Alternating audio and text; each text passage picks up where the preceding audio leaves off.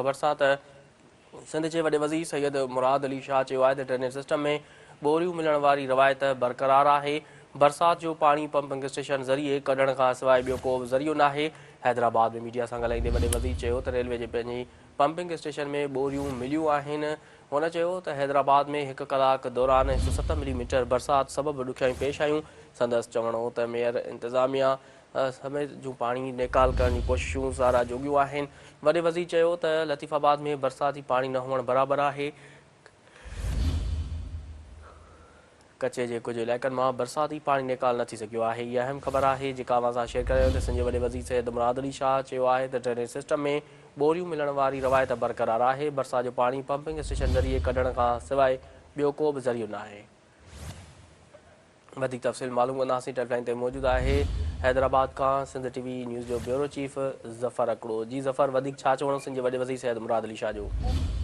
जी बिल्कुलु, अॼु हैदराबाद में सिंध जो वॾो वज़ीर सैयद मुराद अली शाह आयो ऐं उन मुख़्तलिफ़ इलाइक़नि जो दौरो बि कयो ऐं हितां जे मेयर ऐं कमिश्नर डिप्टी कमिश्नर खां ब्रीफिंग वरिती। जंहिंखां पोइ हैदराबाद मेयर ऑफिस में प्रेस कॉन्फ्रेंस कई आहे। प्रेस कॉन्फ्रेंस दौरान हुन ॿुधायो आहे त जेको पाणी हुयो बरसाति जो उहो 24 कलाकनि जे अंदरि इंतिज़ामी अमलदारनि ऐं मेयर जी महिनत सां कढियो वियो फौरी तौर ते। ऐं जेको ज़ाहिर आहे त बरसाति जो जेको पाणी बीहंदो आहे उहो तॾहिं निकिरी सघे थो जॾहिं लाइट हुजे।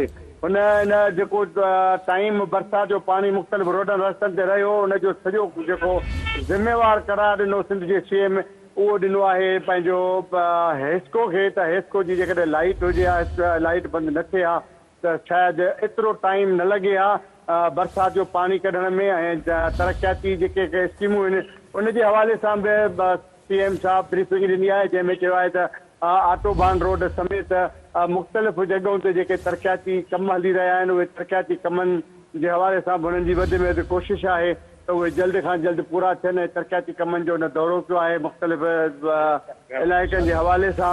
ऐं उन खां अलावा जेको आहे सो साहब पंहिंजे पुछियल सवालनि जे जवाब में हुन सिहत जे हवाले सां ॻाल्हाईंदे चयो हैदराबाद सिविल अस्पताल समेत मुख़्तलिफ़ जेके अस्पतालूं आहिनि उन्हनि में वाक़ई सहूलियतुनि जी खोट आहे। उन ते सिंध हुकूमत सोचे रही आहे त उन जे हवाले सां बि का बहितरी आणे सघे।